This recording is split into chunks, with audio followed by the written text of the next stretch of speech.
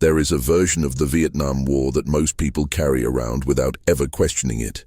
It involves misunderstanding. It involves a military that fought with its hands tied. It involves good intentions that ran into bad terrain, bad politics, bad luck.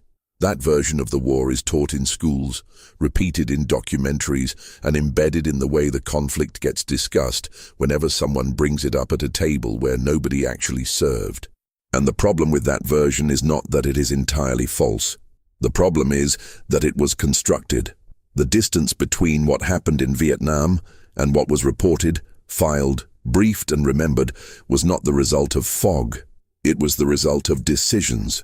Conscious, institutional, repeated decisions made by people who understood exactly what they were doing. The war was not misunderstood. It was misrepresented. And the difference between those two things is the difference between a tragedy and something else entirely. What follows is not a retelling of battles or a recitation of dates.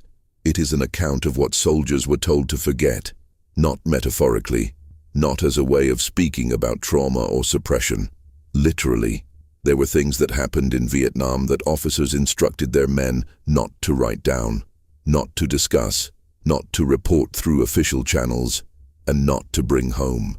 Some of those things were tactical decisions made under pressure. Some were policies handed down from above. Some were statistical systems designed to replace reality with something more manageable.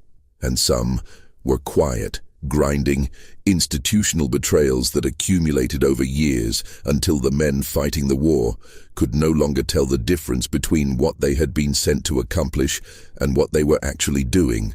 The war lasted roughly 2 decades if you count from the earliest American military involvement, or about a decade if you count from the point where American ground troops were fully committed. In that time, the United States deployed approximately 2.7 million military personnel to Southeast Asia. More than 58,000 of them died. Around 300,000 were wounded. And somewhere in the space between those numbers and the official explanations of why any of it happened, there is the actual history of what the war was. It begins with metrics. Everything about the American approach to Vietnam eventually comes back to metrics, because the war was, at its core, a managerial problem that got dressed up as a military one. The men who ran it from Washington were not soldiers in any meaningful sense. They were administrators, economists, systems analysts, and policy architects who believed that war could be rationalized, that progress could be measured, that if you could quantify enough variables, you could determine whether you were winning. And the central metric they chose, the one that came to define the war's internal logic for years, was the body count. The body count was not a secret. It was briefed to the press. It was reported up the chain of command. It was used to justify continued operations, continued funding, continued American presence. The idea was simple. If you killed more of them than they killed of you, you were winning. Attrition was the strategy. Wear down the enemy until they could no longer sustain the fight. And to demonstrate that attrition was working, you needed numbers. You needed to show that the ratio was favorable. You needed kills. What soldiers were told in various ways and at various levels of explicitness was that those numbers mattered more than accuracy. A sergeant in the field did not need to be told this directly. He could feel it in the way his company commander responded to patrol reports. He could see it in the way officers reacted when a body count came in low. The pressure was ambient. It was in the air. And so bodies got counted that should not have been counted, and bodies got counted multiple times, and civilians got counted as combatants because the people doing the counting needed the numbers to be right, and because the alternative was to report that the patrol had gone out, moved through the jungle for 3 days, made contact, and had nothing to show for it. The term that got used for the people counted incorrectly was not a polite one. It described anyone killed in a free-fire zone as a confirmed enemy casualty, regardless of whether there was any evidence that they were. If you were in the wrong place and you died, you became a number in the right column. This was not aberrant behavior. It was systemic. It happened across units, across years, across the entire length of the American ground war. And the officers who oversaw it understood what they were doing. Some of them were uncomfortable with it. Some of them were not. Almost none of them reported it. What got reported instead was a version of the war that showed continuous progress. The enemy was always being degraded. The attrition was always working.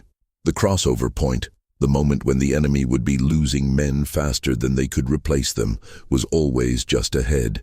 Except that it never arrived, because the model was wrong. The North Vietnamese and the Viet Cong were not fighting a war of attrition on American terms. They were fighting a war of endurance. They could absorb losses that would have been catastrophic for a Western military because they were fighting on their own soil, for their own cause, with supply lines and political will that American planners persistently underestimated. The body count did not measure progress. It measured activity. And the two things are not the same. The soldiers in the field understood this before the generals did. They understood it because they walked the same ground over and over. They cleared villages that had been cleared before. They fought for hills that had no strategic value, and then abandoned them, and then fought for them again. The war had a physical quality of repetition that no metric could capture. You did not advance through Vietnam. You cycled through it. The same hamlets, the same tree lines, the same ambush sites, the same faces, when faces were visible at all. And the question that began to form in the minds of men who had been in country for more than a few months was not whether they were winning. It was whether winning was a concept that had any meaning in the context of what they were actually doing. That question was not welcome. Officers who asked it openly found their careers slowing. Units that filed accurate casualty reports, reports that showed more dead civilians than dead combatants, found themselves facing administrative pressure. The Army had a system for self-correction that was, in practice, a system for self-deception. After-action reports were written with one eye on the truth and one eye on what the truth would cost. And over time, the eye on what the truth would cost became the dominant one. There was a particular kind of soldier who navigated this system well. He was not the best soldier. He was not the most honest soldier. He was the soldier who understood what his superiors needed to hear and who was willing to provide it. He filed reports that showed progress. His body counts were high. His casualty ratios were favorable. He got promoted, and the men who served under him learned, through observation rather than instruction, that the war had a grammar of its own, and that the grammar had very little to do with what was happening on the ground. The free fire zones were part of this grammar. They were areas designated by military commanders as spaces where anything that moved could be engaged. The logic was that if an area had been cleared of civilians, then anyone remaining was by definition an enemy combatant. The problem was that the clearing of civilians was often incomplete, often coerced, and often temporary. People came back. They came back because the land was theirs, because they had no place else to go, because they were too old or too young to have survived the relocation. And when they came back into free fire zones, which meant they were now targets. Soldiers were not always told explicitly that they were killing civilians. They were told they were in a free fire zone and that anything that moved was hostile. The moral weight of what that meant was not something that got addressed in briefings. It was something soldiers carried privately, or didn't carry at all, depending on who they were and what the previous 6 months had done to them. The institutional silence around the human cost of free fire zone policy was total. No one at the command level wanted to count the people who died in those zones who had no weapons, no uniforms, and no connection to any military organization. They were, in the official accounting, combatants. They went into the body count. And the body count went up the chain of command, where it was received as evidence of progress. There was also the matter of rules of engagement, which changed constantly, which were interpreted differently at different command levels, and which created situations where the legal and the lethal were in constant tension. Soldiers were sometimes told they could only fire if fired upon. They were sometimes told they could fire on anyone in a designated area. They were sometimes told they needed to issue warnings before engaging. They were sometimes told that issuing warnings got people killed. The rules existed on paper, In the field, they existed as a kind of negotiation between survival instinct and institutional liability, and the negotiation did not always resolve cleanly. What did not get written down? What did not get reported? What officers instructed their men to forget? Were the incidents where the rules had not been followed, and where the result was dead people who should not have been dead. These incidents happened. They happened with enough regularity that they were not shocking to the men involved. They were a feature of the war, and the institutional response to them was to not have an institutional response, which is itself a kind of response. Silence is a policy. Silence is a decision. The Phoenix program was a different kind of silence. It was an intelligence-driven effort to neutralize the Viet Cong infrastructure, meaning the political and organizational networks that supported the insurgency at the village level. The program ran for years and operated through a combination of capture, interrogation, detention, and killing. The killing part was not advertised. The program had official goals and official metrics, and those metrics included a category for neutralizations by elimination, which was a way of saying that people had been killed, often without anything resembling due process, often on the basis of intelligence that was unreliable, often by South Vietnamese operatives who had their own reasons for wanting certain people dead that had nothing to do with the war. Soldiers and intelligence operatives who participated in Phoenix operations were not encouraged to document what they had witnessed in detail. The program had oversight, technically, but the oversight was designed to satisfy administrative requirements rather than to impose genuine accountability.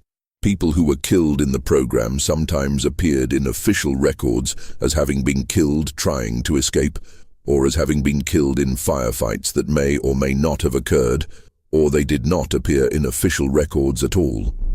The infrastructure of denial was built into the program's design. What the men who worked in and around Phoenix understood was that the war had a shadow dimension that did not appear in press briefings. There was the war that was described in Saigon and in Washington, and there was the war that was happening in the provinces, in the detention facilities, in the interrogation rooms, and in the quiet moments after operations when people tried to account for what had been done and found that the accounting did not add up to anything they had been prepared for. The gap between those two wars was not incidental, it was structural. The interrogation practices used in Vietnam were another category of things that did not get reported accurately. The formal policy was that prisoners were to be treated according to the rules established by the Geneva Conventions. The informal reality was that pressure was applied to extract information, and that the nature and extent of that pressure varied enormously depending on the unit, the commander, the operational context, and the character of the individuals involved. Soldiers who witnessed interrogations that went beyond any recognizable boundary were rarely in a position to report what they had seen. They were junior enlisted men. They were in a combat zone. They were part of a command structure that had its own judgment about what was necessary, and the judgment of a 20-year-old private was not going to alter that structure. What the men who witnessed these things were told in various ways was that what they had seen was the cost of the mission, that the mission required information, that information required pressure, and that the details of how the pressure was applied were not something that needed to go on record. Some of them accepted this framing.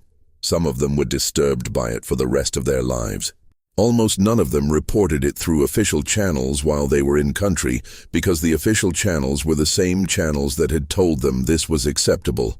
The issue of civilian casualties in general was handled through a combination of definitional flexibility and administrative distance.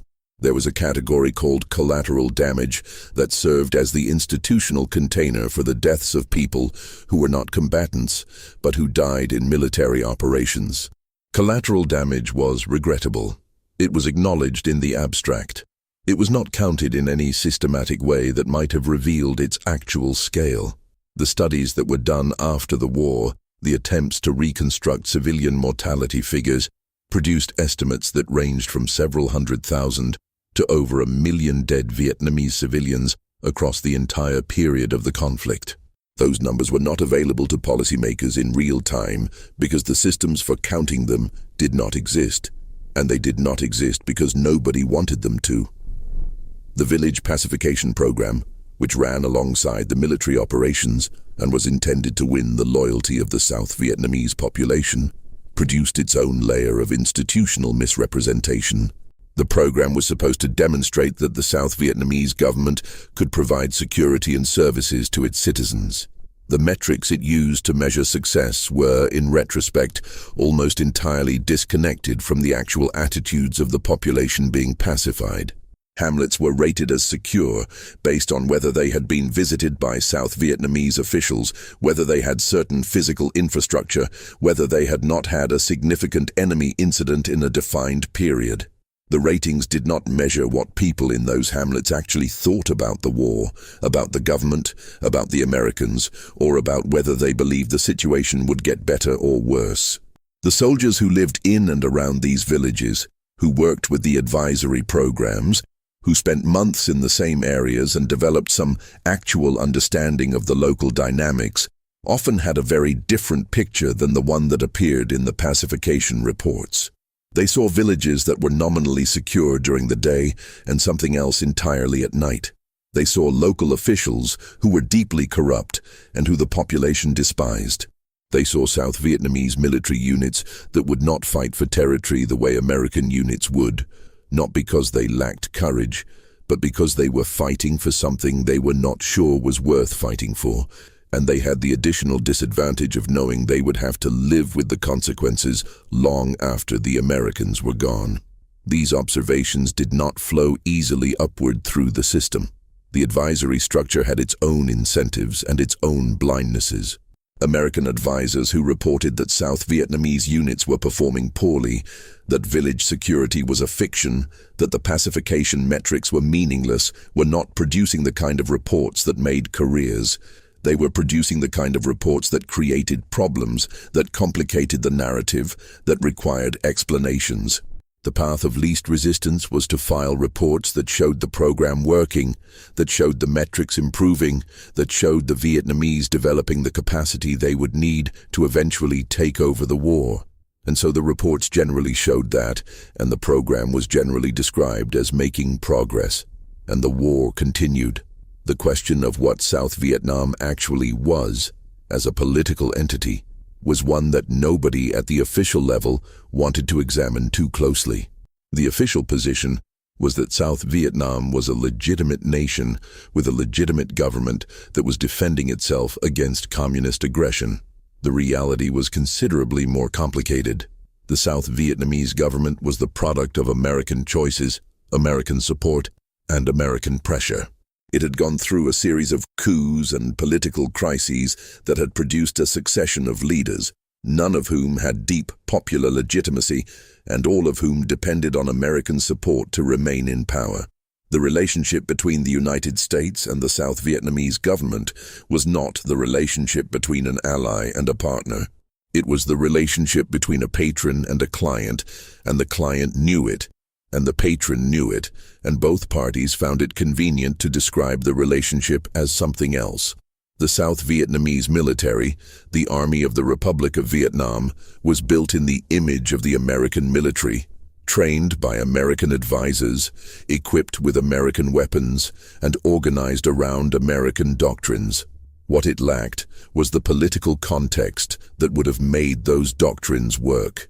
American military doctrine assumed a military fighting for a government it believed in. The South Vietnamese military contained many brave and competent men, but it also contained men who were fighting because they had been conscripted, men who were fighting because their families were threatened, and men who had very limited confidence that the government they were fighting for would survive long after the Americans left. The desertion rate was high, the casualties were enormous, and the institutional response to the evidence that the South Vietnamese military could not, on its own, hold the country against the insurgency was to continue training, continue equipping, and continue reporting that progress was being made. The Tet Offensive in early 1968 was the moment when the gap between the official narrative and the reality became impossible to maintain publicly. The offensive was a massive, coordinated attack by North Vietnamese and Viet Cong forces across dozens of cities and towns in South Vietnam simultaneously. It was militarily a failure for the attackers in the sense that they did not hold the territory they seized, took enormous casualties, and never achieved the general uprising they had hoped to provoke. But it was a political catastrophe for the American position because it demonstrated, in the most visible way possible, that the years of progress reporting had been a sustained fiction, a country that was being pacified, an insurgency that was being degraded, an enemy that was approaching its breaking point did not launch an offensive of that scale and reach.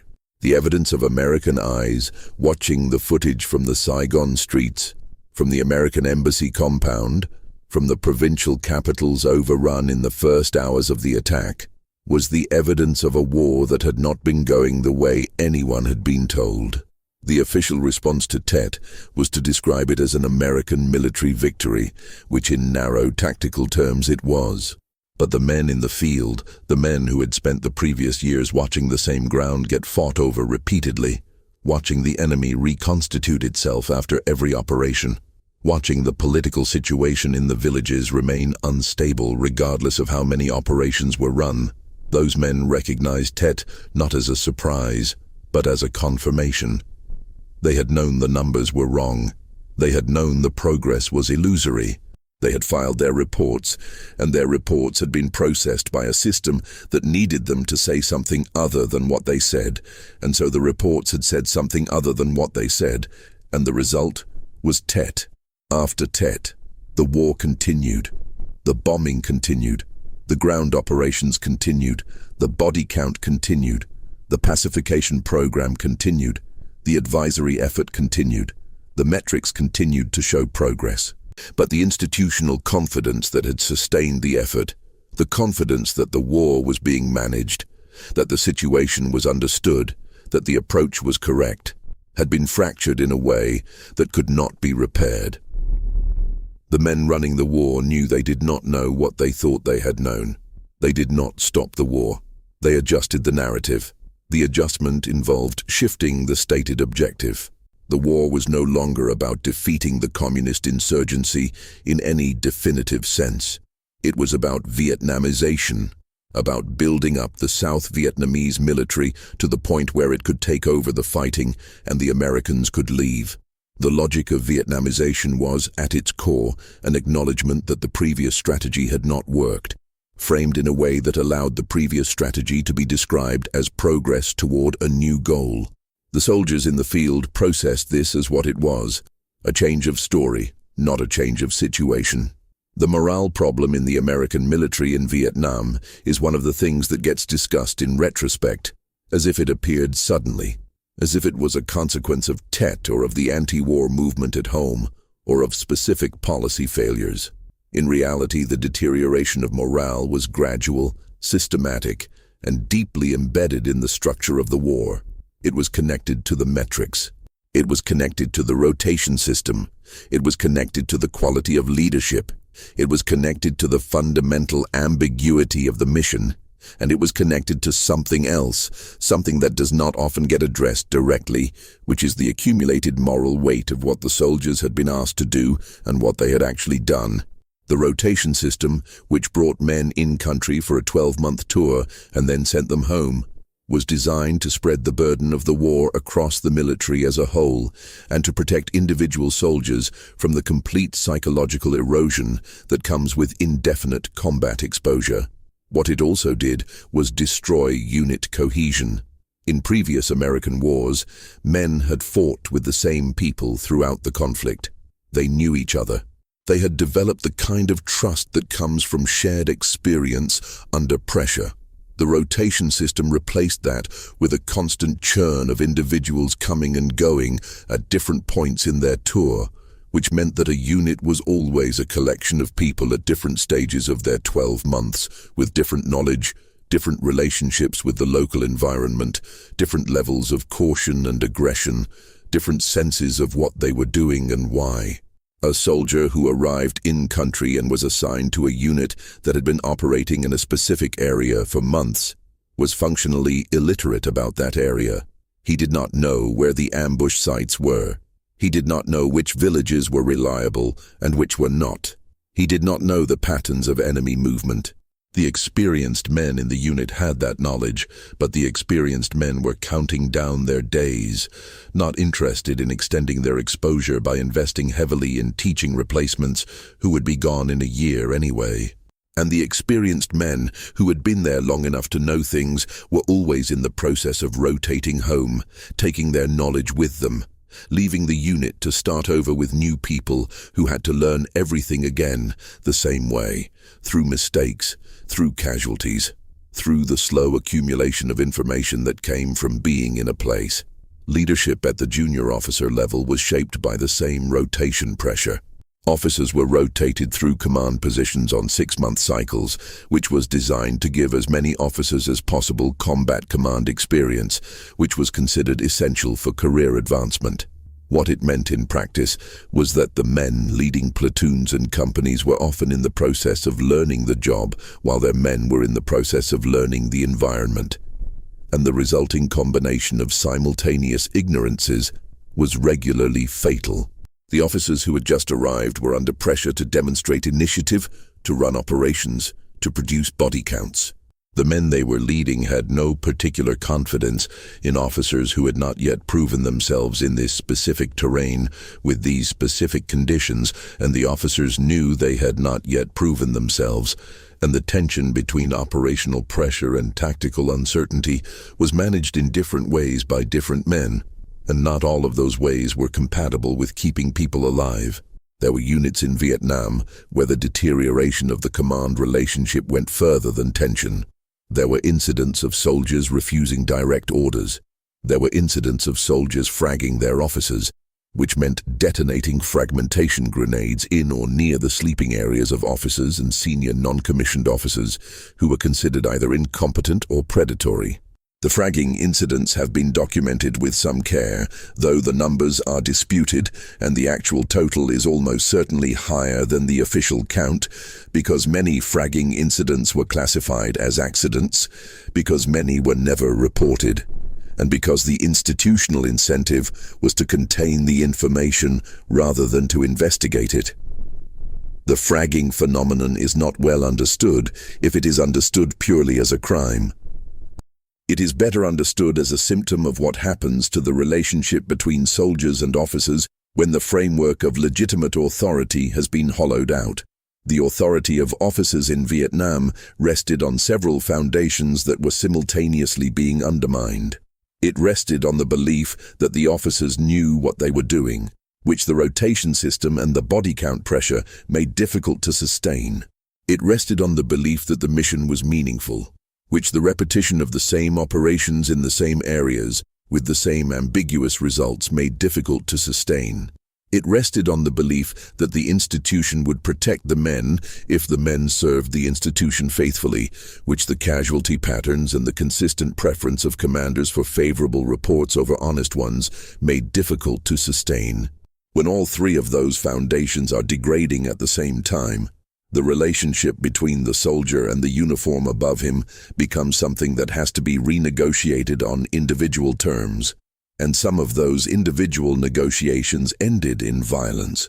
The drug problem in Vietnam was another thing that did not get reported with any accuracy while it was happening. Marijuana had been available in-country from early in the American deployment and was widely used across units and ranks. The response from command was periodic crackdowns, periodic tests, and a consistent official position that the drug problem was under control or being addressed. What the men in the units knew was that the drug problem was not under control and was not being addressed in any way that connected to their actual experience. The crackdowns were real enough to create inconvenience, but not comprehensive enough to change the pattern. And as the war went on, as the availability of heroin increased in South Vietnam in the early 1970s, the nature of the drug problem changed in ways that were significantly more serious and that the command structure was significantly less equipped to manage. The heroin problem in Vietnam affected units at every level.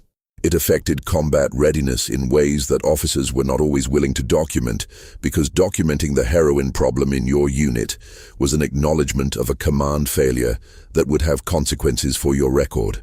The men who were addicted were often warehoused rather than treated, kept in country, kept in units, because the process of getting them properly addressed would have required admissions and paperwork and explanations that were inconvenient.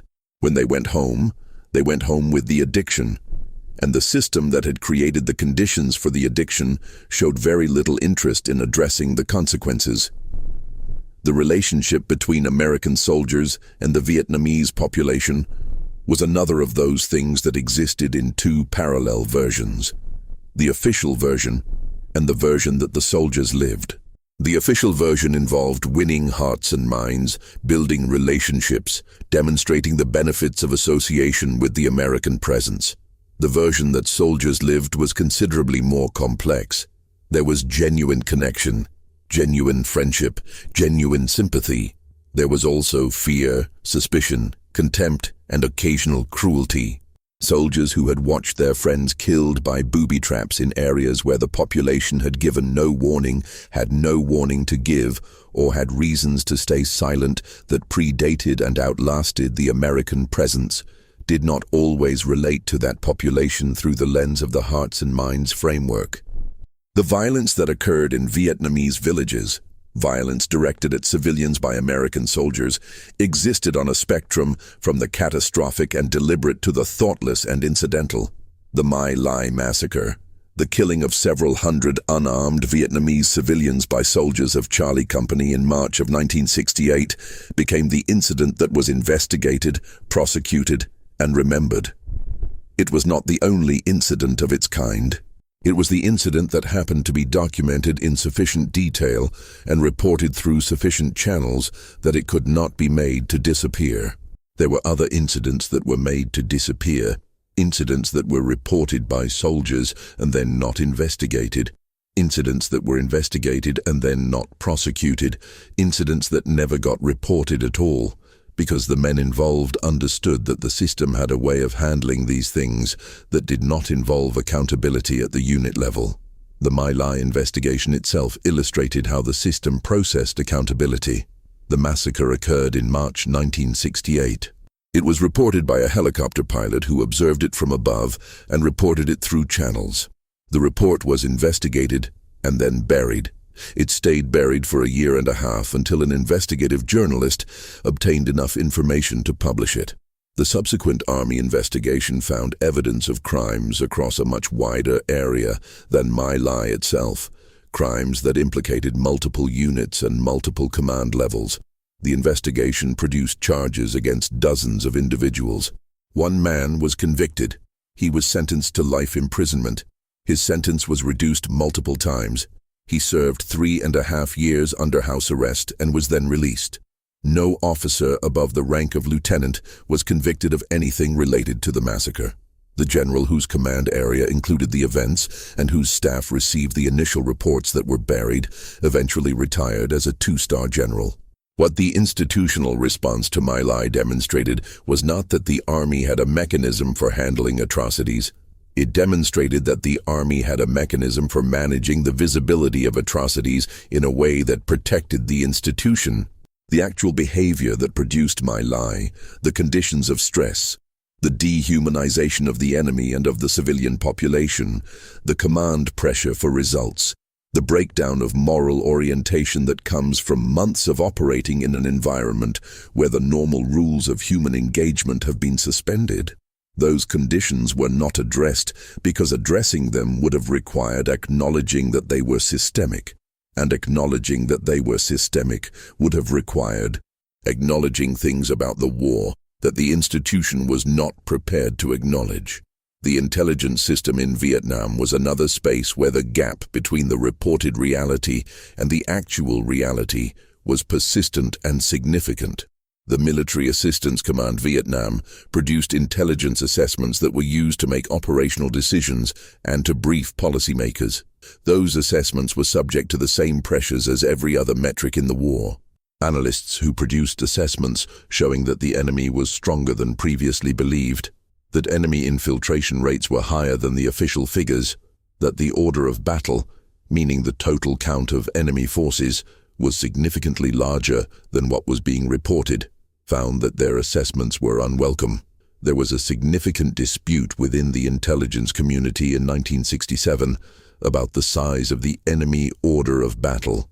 The civilian intelligence analysis had reached estimates of enemy strength that were considerably higher than what the military command was willing to accept. The military position was that the higher estimates would be politically damaging, that they would imply that years of attrition had not reduced enemy strength in the way the war's logic required. The resolution of this dispute involved suppressing the higher estimates. The official order of battle number was set at a level that could accommodate the narrative of military progress. The actual enemy strength was higher. The Tet Offensive, conducted by a force that the official assessments had systematically undercounted, demonstrated that higher. The signals intelligence, the electronic intelligence gathered from communications intercepts, the human intelligence gathered from agents and informants and interrogations, all of this material was processed through a system that had a preferred outcome, and the preferred outcome shaped what the material said by the time it reached the people who made decisions. This was not the result of any single conspiracy or any individual act of dishonesty. It was the result of a system that had been designed, functionally if not intentionally, to tell its operators what they needed to hear. The people at the bottom of the system, the analysts, the collectors, the interpreters, were not lying to their superiors. They were making professional judgments in a professional environment where certain kinds of judgments were rewarded and certain kinds were not. The dishonesty was structural. It was built into the incentives. The air war over North Vietnam ran on its own parallel set of misrepresentations. The bombing campaigns were among the most sustained and intensive in the history of aerial warfare. The tonnage dropped on Vietnam, Laos, and Cambodia exceeded the total tonnage dropped by the Allied forces in all of World War II. The stated purpose of the bombing changed over the years, but it consistently included the goal of interdicting the flow of supplies from North Vietnam to the insurgency in the south, and of imposing costs on the North Vietnamese that would eventually bring them to the negotiating table on American terms. The evidence that the bombing was achieving these goals was consistently overstated. The supply flow down the Ho Chi Minh Trail continued throughout the bombing campaigns, sustained by an extraordinary mobilization of North Vietnamese labor that rebuilt roads and bridges faster than they could be destroyed, that adapted routes, that dispersed logistics in ways that made interdiction practically impossible. The bombing killed people, destroyed infrastructure, and imposed genuine costs. It did not stop the war. It did not break North Vietnamese will. The assessments that it was working were produced by the same institutional machinery that produced every other assessment in the war, and they bore the same relationship to the truth. The civilian casualties from the bombing were handled with the same definitional flexibility that applied everywhere else. North Vietnam was a country at war. The infrastructure being bombed was military infrastructure. The people who died near that infrastructure were in a war zone. The numbers were not counted, not precisely, not officially. The estimates that have been produced in retrospect suggest that the bombing caused enormous civilian casualties in both North and South Vietnam, in Laos, and in Cambodia. Those estimates were not part of the real-time briefings that justified the continuation of the bombing campaigns. They were not part of the cost-benefit calculations. They were part of the category of things that did not get reported with any accuracy while they were happening. Cambodia is its own chapter in this accounting. The secret bombing of Cambodia, which began in 1969 and continued for years, was conducted under a system of false reporting designed to conceal it from Congress, from the American public, and from the records of the Air Force itself. Missions were filed under coordinates in South Vietnam that did not correspond to where the bombs actually fell. The crews who flew the missions were briefed separately from the normal briefing process. The records that would have shown the actual targets were maintained in a separate system.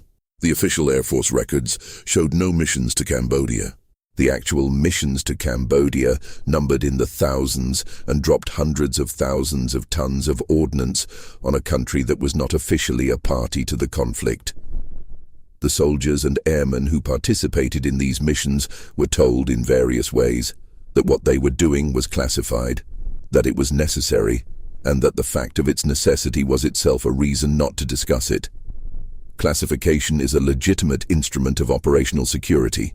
In this case, it also served as an instrument for concealing from democratic oversight a military campaign that the people conducting it understood could not survive public exposure. The distinction between those two uses of classification, the operational and the political, was not something that got addressed in the briefings. The men who knew did what they were told. The records were falsified.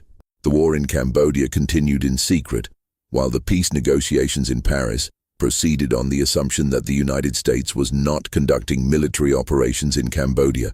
The peace negotiations themselves were conducted against a backdrop of simultaneous escalation that was the defining paradox of the war's final years. The United States was negotiating an end to its involvement while continuing to bomb, continuing to support the South Vietnamese government, continuing to conduct operations that were designed to strengthen the American negotiating position, and continuing to tell the South Vietnamese that they would not be abandoned.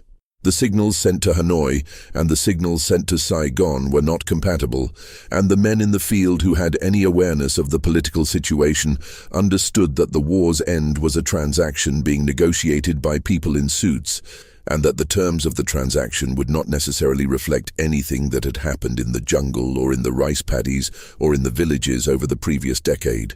The treatment of prisoners of war on the American side and the treatment of American prisoners of war by the North Vietnamese were both areas where the gap between official position and reality was significant, though in different directions. The American treatment of Vietnamese prisoners in the military prison system was governed formally by the Geneva Conventions and informally by everything the war had become. The tiger cages at Con Son Island, the detention facility run by the South Vietnamese government with American awareness and American funding, were not a secret to the people who worked in and around the South Vietnamese detention system. They were a secret to the American public. When they were revealed by investigators in 1970, the official response involved denial, investigation, and eventual acknowledgement. By then, the war had been going on for so long that the acknowledgement produced a few weeks of attention and then receded. American prisoners held in North Vietnam were subjected to systematic torture in the early years of the war. The North Vietnamese used torture to extract false confessions, propaganda statements, and information about American military operations. American commanders knew this was happening. American intelligence analysts received the false confessions and knew they were false. The political and propaganda use of tortured prisoners was a feature of the war that was managed primarily through official denials and through the studied silence of the prisoners themselves, who understood, many of them, that their silence was a form of resistance, and that breaking under torture was not the same as collaboration, though the line between those things was something they had to negotiate alone, in cells, without any framework that had prepared them for that particular negotiation. The families of missing soldiers and prisoners were given information that was managed rather than complete. The government's knowledge of who was held, where, and under what conditions was incomplete, but the incompleteness was not always clearly communicated. Families were told things that were designed to maintain their cooperation and manage their grief, not always things that reflected what was actually known. The issue of soldiers missing in action, soldiers whose fate was genuinely unknown, was a wound that the war left that did not close with the ceasefire. The accounting for those men was incomplete when the war ended and remained incomplete for decades afterward, not because the information did not exist somewhere, but because the process of obtaining it intersected with political considerations that made complete transparency inconvenient for everyone involved. The psychological wounds of the war were handled, during the war and in its immediate aftermath, primarily by not handling them. The concept of what would eventually be formalized as post-traumatic stress disorder existed in the medical literature under various names, but the institutional response to soldiers returning from Vietnam with severe psychological disturbance was generally inadequate. The veteran who came back changed, who could not sleep, who responded to ordinary situations with the reflexes of a combat zone, who could not talk about what he had seen because the people around him had no framework for hearing it. That veteran was met by a VA system that was underfunded, understaffed, and operating with a conceptual understanding of combat trauma that was a generation behind what the war had produced. The anti-war movement at home added a layer of complexity to the experience of returning veterans that was different from the reception veterans of previous wars had received. Some veterans returned to hostility, to social environments that identified them with a war that was deeply unpopular. Some returned to indifference, which in its own way was also a form of hostility. Very few returned to anything that looked like the civic support structures that had absorbed and honored the veterans of earlier conflicts. The society they came back to was not equipped to receive what they had experienced, partly because the society had not been asked to share the sacrifice of the war in any meaningful way, partly because the war itself was so morally complicated that any simple framing of it, including the framing of the returning soldier as hero, required ignoring things that were genuinely difficult to ignore. The soldiers who came back and eventually talked about what they had seen and done found that the talking was not always well received. The Winter Soldier investigation, held in Detroit in early 1971, was an event at which hundreds of Vietnam veterans testified under oath about what they had witnessed and participated in. They described free-fire zone operations, the killing of civilians, the treatment of prisoners, the falsification of body counts, the destruction of villages, and a range of other things that were consistent with each other and consistent with what the investigative record eventually confirmed. The response from the government and from much of the mainstream press was to treat the testimony as unreliable, politically motivated, or exaggerated. The testimony was none of those things. It was what the men had seen. The military justice system processed the events of the war in a way that was consistent with everything else about the war's accounting. The vast majority of documented violations of the laws of war resulted in no charges. Of the charges that were brought, the majority resulted in acquittals or dismissals. Of the convictions obtained, most resulted in sentences that were light and were further reduced on appeal. The message that the system sent to the men who had served, both those who had witnessed violations and those who had committed them, was that accountability in Vietnam was a performance rather than a practice. The men who objected, who filed complaints through official channels, who wrote letters to their congressmen, who attempted to use the system to address what the system was doing, generally found that the system processed their objections in ways that managed them rather than addressed them. Some of them had their careers ended. Some of them were subjected to administrative harassment. Some of them were diagnosed with psychiatric conditions that were used to discredit their accounts. The system had tools for removing inconvenient witnesses from positions where they could cause inconvenience, and it used them. The senior officers who oversaw the war through its various phases retired with their records largely intact. The policy architects who designed the strategies that failed returned to academic and private sector positions. The statistical models that had replaced operational reality with manageable numbers were studied and critiqued by later generations of military analysts, and the lessons were written up and filed, and are still being filed. And each filing is a fresh acknowledgement that the previous lessons were not learned. And each fresh acknowledgement is itself a form of the same institutional process that produced the original failures. The South Vietnamese government collapsed in April 1975, less than 2 years after the ceasefire that was supposed to give it the time and resources to survive on its own. The collapse came faster than American planners had projected. It came because the South Vietnamese military, without American air support and with reduced American material support, was not able to hold against a North Vietnamese conventional offensive. The political will to continue the fight, which had never been as strong as the official assessment suggested, dissipated rapidly as the military situation deteriorated. The people who had been told for years that the Americans would not abandon them understood what the American departure meant for them, and some of them tried to leave, and some of them were left, and the accounting of what happened to the ones who were left is still incomplete. The soldiers who had served and come home, who had been told that their service was part of a mission that mattered, watched the fall of Saigon on television. What they watched was the evacuation of the American embassy, the helicopters on the roof, the crowds below who would not get on the helicopters. What they watched was the conclusion of a process that had been going on for years, the process of reducing the war to something that could be ended without the ending producing consequences that would be difficult to manage domestically. What they watched was not a defeat in any military sense. What they watched was the resolution of an accounting problem that had been deferred for a very long time. The lessons of Vietnam have been written about extensively. There are shelves of books. There are doctrines named after the lessons. There are courses in every military academy and war college that address the lessons. The lessons involve things like the importance of clear objectives, the dangers of body count metrics, the need for political coherence between military strategy and political goals, the risks of gradual escalation, the problems with rotation systems, the necessity of honest intelligence, the challenge of counterinsurgency in environments where the population is not clearly aligned with either party. These are all real lessons. They are all correct observations about what went wrong.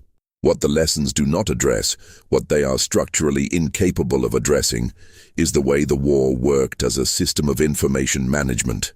The war was not primarily a military failure in the sense that the soldiers failed.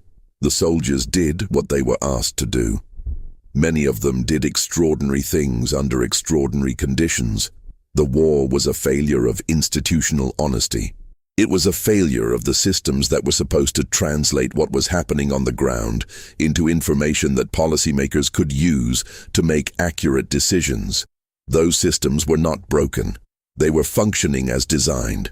They were designed to produce information that was useful for maintaining the war's political viability, and they produced that information, and the war continued, and the information continued to diverge from the reality, and the war continued anyway.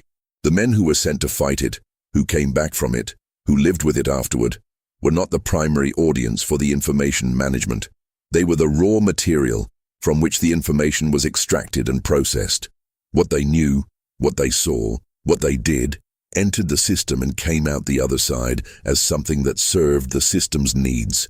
The gap between those two things, between the experience and the official account, is what the officers were asking their men to forget.